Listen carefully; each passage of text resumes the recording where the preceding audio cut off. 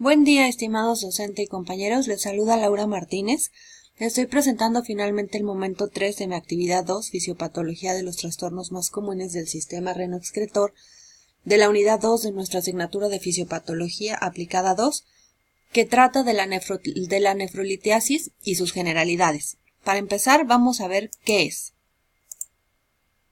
Bueno, pues se caracteriza por la aparición de cálculos en el aparato urinario superior. Para esto tendríamos que saber entonces qué es un cálculo. Su formación pasa por la génesis de un núcleo que, permaneciendo en la vía urinaria, puede crecer mediante la agregación de cristales o partículas cristalinas. Este crecimiento supone un mecanismo multifactorial en el que influyen determinantes como la edad, el sexo o la raza, y otros también como el estado nutricional, de hidratación, el clima, entre otros. Hablemos de la incidencia que tiene este padecimiento. Es en ambos sexos. Los cálculos renales constituyen, de hecho, uno de los trastornos urológicos más frecuentes. En Estados Unidos, por ejemplo, el 13% de los hombres y el 7% de las mujeres van a terminar por formar un cálculo renal durante su vida, y en todo el mundo industrializado la prevalencia de este problema va en aumento. Los tipos que hay. Bien, existen cálculos que son de oxalato de calcio y fosfato de calcio, constituyendo entre un 75 y 85% del total, pudiendo ambos compuestos estar mezclados en el mismo cálculo. El fosfato de calcio que se encuentra en los cálculos suele ser hidroxiapatita o con menos frecuencia fosfato dicálcico hidratado. No obstante, la incidencia de cálculos de este último, como se dijo, va en aumento. Por su parte, los de ácido úrico constituyen alrededor del 5 y 10% de los cálculos renales y también son más frecuentes en los hombres. El 5% de ellos es de estruvita, en tanto que los cálculos de cistina son más inusuales y generalmente solo el 1% de los casos en la mayor parte de las series de nefrolitiasis corresponden a ellos. Patogenia. Los cálculos urinarios suelen ser el resultado de la rotura de un delicado equilibrio entre la solubilidad y la precipitación de las sales. Aquí, hablemos de que los riñones son los que deben conservar el agua, pero también han de eliminar los materiales que son de baja solubilidad. Estos dos requisitos opuestos tienen que equilibrarse durante la adaptación a la dieta, al clima y la actividad. El problema solo es mitigado en cierto grado debido a que la orina contiene sustancias tales como pirosfatato, citrato y glucoproteínas que inhiben la cristalización. No obstante, estos mecanismos protectores son imperfectos, y cuando la orina se sobresatura con materiales insolubles por efecto de los índices de excreción excesivos, entonces la retención excesiva también de agua, o bien ambas situaciones, hacen que se formen cristales que pueden crecer y agregarse hasta constituir un cálculo. Sobresaturación.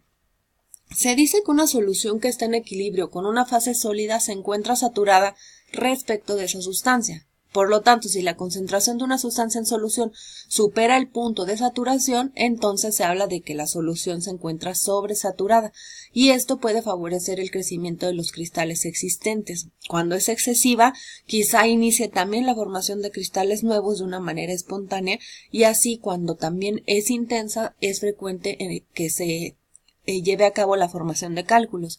El calcio, el oxalato y el fosfato forman muchos complejos que son solubles entre sí y con otras sustancias presentes en la orina como el citrato, y como consecuencia todas estas actividades iónicas libres están por debajo de sus concentraciones químicas.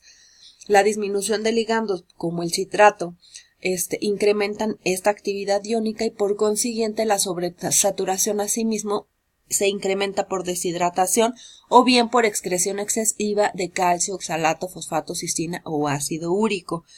También hay que hablar de otro factor que es el pH de la orina. Es también importante. El fosfato y el ácido úrico, como se sabe, son ácidos débiles que se disocian enseguida cuando el pH de la orina está por encima de su valor fisiológico, y una orina que es alcalina contiene más fosfato disociado, lo cual favorece los depósitos de bruchita y apatita, siendo que por debajo del pH urinario de 5.5 es donde predominan los cristales de ácido úrico, mientras que escasean los cristales de fosfato.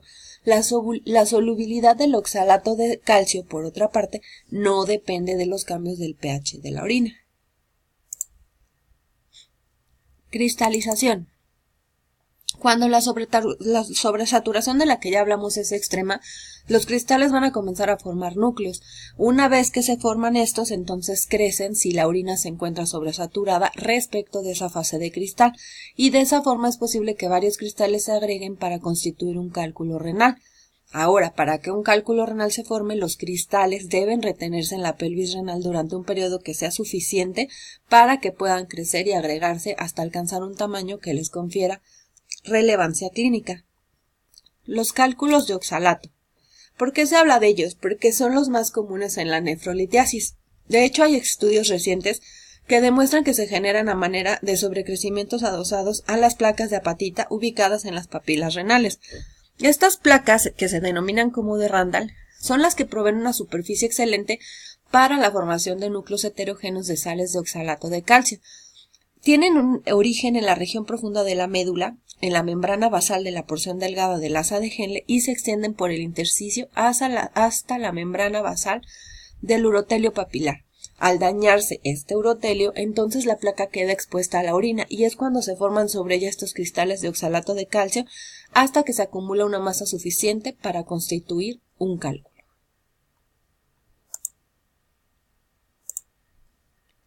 Hemos llegado al final de este momento. Les agradezco como siempre el favor de su atención y pues nos estaremos viendo un poco más adelante.